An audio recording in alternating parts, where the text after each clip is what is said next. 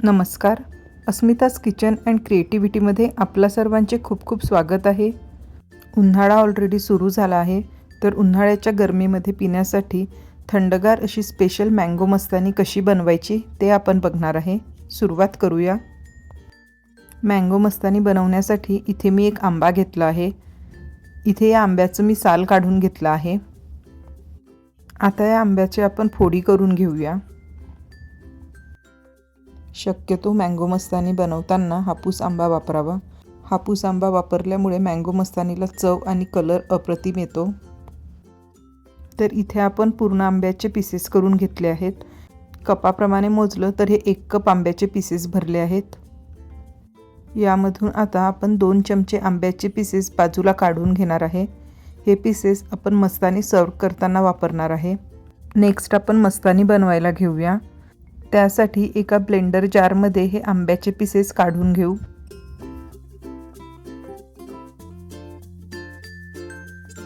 यामध्ये पाव cup fresh cream घालायचं. नंतर अर्धा कप दूध घालायचं. इथे मी दूध घालत असताना थोडं थोडं करून घालणार आहे. एकदम घातलं तर मस्तानी पातळ होऊ शकते, सो थोडा थोडा अंदाज घेऊन आपण दूध घालूया. यानंतर 1 स्कूप व्हॅनिला आईस्क्रीम घालूया. व्हॅनिला आईस्क्रीमऐवजी मँगो आईस्क्रीम घातलं तरी चालेल. 1 टेबलस्पून साखर घालायची. आंब्याच्या चवीनुसार साखर कमी किंवा जास्त केली तरी चालेल.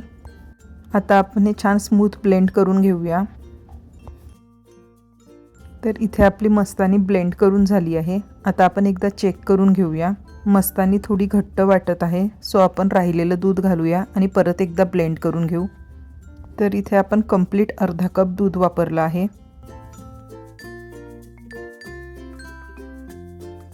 परत एकदा कन्सिस्टन्सी चेक करूया. तर इथे आपली छान मस्तानी तयार आहे. कन्सिस्टन्सी पण छान आली आहे. जर तुम्हाला आणखी डार्क कलर हवा असेल तर ब्लेंड करत असताना थोडासा पिवळा रंग घालायचा. आता आपण मस्तानी सर्व करायला घेऊया.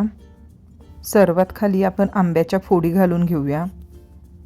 त्यानंतर तयार केलेली मस्तानी घालूया. यानंतर 1 स्कूप व्हॅनिला आईस्क्रीम घालायचं. यानंतर वरून आंब्याचे पीसेस आणि आपल्या आवडीचे ड्रायफ्रूट्स घालायचे. इथे मी बारीक कट केलेले काजू आणि बदाम घालत आहे. तर इथे आपली रिच, क्रीमी आणि थंडगार अशी मँगो मस्तानी तयार आहे. तुम्हीसुद्धा बनवून बघा आणि उन्हाळ्यात थंडगार आंबा मस्तानीचा आस्वाद घ्या आणि छान एन्जॉय करा. व्हिडिओ आवडल्यास लाईक करा आणि चॅनलला सबस्क्राईब करा. थँक्यू.